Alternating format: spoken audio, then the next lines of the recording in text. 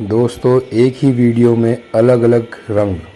ये देखिए सामने हरा भरा धूप में नहाता हुआ पहाड़, फिर आपके सामने है पहाड़ों को चूमते हुए सफ़ेद बादल, सामने बहती हुई नदी, और इसके बाद अगर आप थोड़ा और कैमरा घूमेगा तो आपको दिखेंगे काले बादल जिन्होंने सूरज की रोशनी को भी पहाड़ में आने से रोक दिया है। तो ये है उत्तराखंड की विविध खूबसूरती एक ही वीडियो के अंदर। पहचानिए ये जगह कौन सी है।